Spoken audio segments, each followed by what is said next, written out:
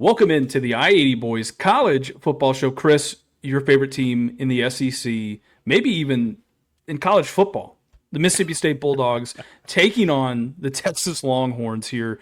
It's going to be an interesting game, I think, here, Chris, and I'm going to tell you why. Texas has been really sharp on the defensive side of the ball this year. Okay, they ranked 12th in total defense, 5th in rushing defense, but they do rank 39th in passing yards allowed. Still, great defensive effort this year. They wouldn't be 5-2, I don't think, at this part of the season if it wasn't for that defense, right? It could be a lot worse.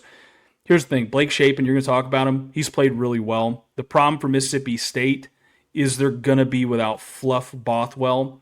Name of the century right there. I got to love that for a running back, by the way, for his second game in a row. So Davin Booth, who had a great game last week, he's going to have to step up there. Again, Texas' strength on defense is limiting the rushing attack. Shapen can throw, but he also has 5 interceptions. All right, not that that's a bad number or anything like that, but especially not when we saw a quarterback down at Miami throw 4 of them last week. So not that 5 is a bad number or anything like that. But if you're Texas, you want to hope that you can keep it a low-scoring game, force a couple turnovers, and that might be where you have to win this game at. Texas top 20 in forcing turnovers in the country. On the other end, Texas ranks 79th in total offense. Okay, and it's been a big reason why they've lost 2 games this year. You want me to be just completely brutally honest with you? All right, Arch Manning, everybody wants to talk about him. He completed 44% of his passes against Kentucky. All right.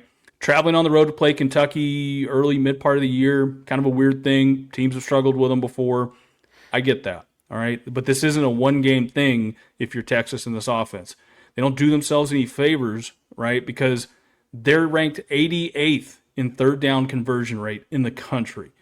And I think a big reason of that is because they don't have a run game, okay? Quintravian Wisner, he's had to shoulder a lot of this load. They're struggling to throw the ball well. C.J. Baxter, the backup's been hurt, so they don't have that 1-2 punch that they normally do. He's only played in 3 games this year. I think they've also been pretty banged up on the offensive line. They're without 2 of their starting offensive linemen, and they're relatively young at both tackle spots. So for me, if you're Texas, there's a lot that kind of goes into this.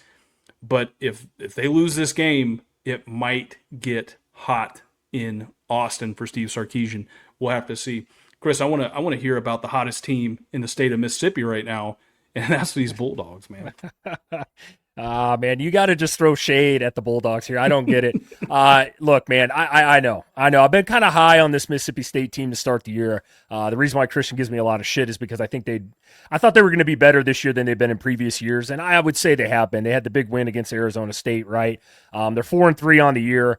Look, the only problem here is they have lost 3 straight, right? Tennessee, Texas A&M, and then they lost to Florida last week, which actually is kind of crazy. If you watch the end of that game, Mississippi State, all they had to do was run the football, kick a field goal, and they win that game, shape it through an interception. Game ended up going in Florida's direction there. But here's the deal. The Bulldogs are led by, you talked about, Blake Shapen. The guy's been around football for a long time.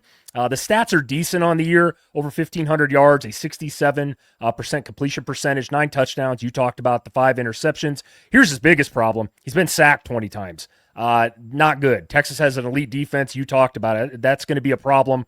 The one thing they can do, believe it or not, they can run the football fairly well. You talked about him, Fluff Bothwell, Devon Booth. These guys have been pretty good. They're a 1-2 punch back there, over 800 yards on the year, 12 touchdowns between them. Wide receiver Anthony Evans is the leading pass catcher with 42 catches. Brennan Thompson and Jordan Mosley. These guys are pretty solid. He's got a decent group of receivers here for the Bulldogs. As far as the ranks go, they average 32 points per game, Mississippi State does. So that's not too bad. It's top 50th in the country. They're middle of the pack in total yards per game. Same goes for passing yards. They are top 30, though, in the country in rushing yards per game. So they can run the ball. Texas is obviously very good against the run, so we'll see how that plays out. Defensively, though, surprisingly much better than years past here. They give up only 20.5 yards per game. That's top 50th in the country. They're top 50th in total defense. They're really good against the pass. You know, they're sitting 30th in the country there. They do struggle, though. You talked about it. Texas can't run the ball. They might be able to a little bit better in this one. Mississippi State is sitting 103rd in the country against the run, so not good there. Christian, I want to talk to you, and you talked about Texas. Obviously, you know, this is a little bit of a mismatch, especially on paper. They're favored by a touchdown here. If Sark loses this game, and we know the expectation for Texas this year was pretty much national title, right? I mean, they were odds-on favorite to win the Natty this season. The offense has been struggling. The defense has been carrying him, as you mentioned. If he loses this game, is there any talk about potential hot seats type stuff that we've been seeing all over the country this year? I'm not a guy that's usually for that kind of talk, but a lot of expectations here for Texas this season. Yeah, when we first started this channel, Chris, I mean, I started calling things like the James Franklin thing. I started calling, a lot of these Billy Napier things. We started calling these things way, way, way, way, way preemptively. And I'm going to tell you, I think it's going to start a conversation at the University of Texas where they have to start asking themselves, hey, can Sark get over the hump? He's gotten us to the playoffs. I mean, they went to the playoffs, 2 years in a row? They lost to, who was it, Washington, and then they lost last year to Ohio State, in the semifinals. So, but it will start that conversation because it doesn't get any easier. If you can't go on the road here and beat Mississippi State, what gives you any confidence that you're going to beat Vanderbilt? What gives you any confidence you're going to go on the road and beat Georgia? What gives you any confidence at the end of the year, Texas A&M, you got to go travel to go see them? Or sorry, not travel, but you get to stay at home and see them. But still, Texas A&M, one of the best teams in the country right now, for how they've been playing. So, to me, if you're Texas and it starts with this one, they've got to beat Mississippi State, they got to beat Vanderbilt, they could drop the game to Georgia, beat Arkansas. You got to figure out a way to get to that 8-9 wins this year. And if they don't, this could be the beginning of something much, much worse for them. The thing that I'm interested in, Chris, here is, when we talk about this is Texas's fourth game on the road. You touched on Mississippi State. They're top 50-ish in the country defense-wise, right? Like, I think they're ranked, 53rd or something like that in the country in defense. They're better than Kentucky is on paper from a defensive standpoint. They're a little worse than Florida was, and we've already seen what those teams have done to them, right? If you're Texas, and I guess the question I have is, do you think this is a Arch Manning problem, Chris, at Texas, or do you think this is a Steve Sarkisian and offensive problem? I would say both. I know that's a square answer. I think Arch Manning isn't as good as what maybe the rest of the world, us included, thought he was going to be, right? He also isn't getting any help. You talked about the lack of run game. It's bad at Texas, which is actually surprising. I know people want to throw the injuries in. Well, every team is dealing with injuries and stuff like that. This is Texas we're talking about here. They recruit at the highest level. They're do well in the transfer portal. I think it's both. I actually think Sarkisian needs to quit calling plays. Nobody talks about, there's not a lot of coaches doing both anymore, right? Billy Napier did that, and he did it to the end till he lost his job. I think Sarkisian just needs to focus on just being the head coach, bring in somebody that can call the plays. There's a lot that goes into being a head coach in college football, especially at a school like Texas. So that's where I'm at. What's your thoughts on that? Yeah, I mean, I think a lot of it is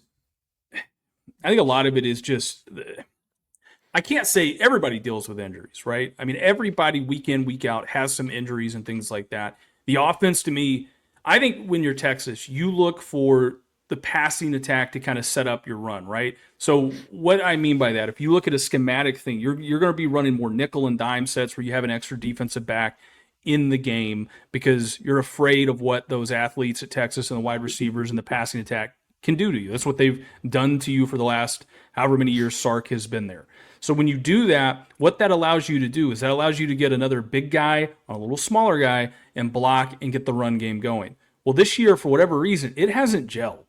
Okay, it has not gelled at all. So from a concept standpoint, Texas, they're letting teams walk safeties down into the box. They're allowing teams to run their regular defensive fronts and match personnel with them because they're not afraid that you can throw the football on them.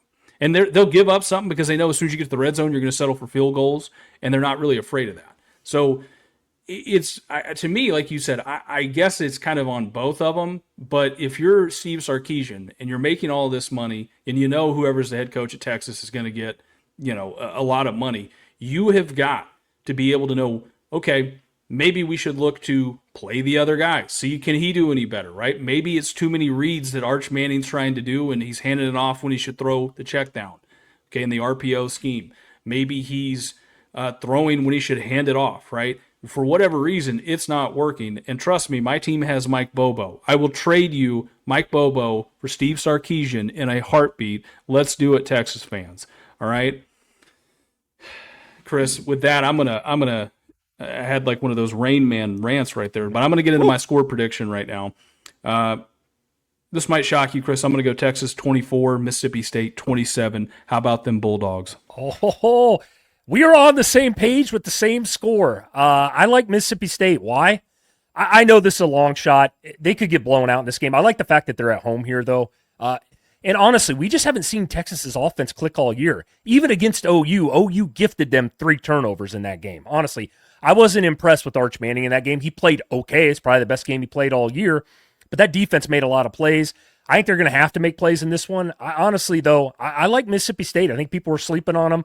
I'm going to take the points, and I'm also going to take the money line of Mississippi State betting-wise too, Christian, here. I like them a lot. I'll put my money where my mouth is. Like you, give me Mississippi State 27, Texas 24.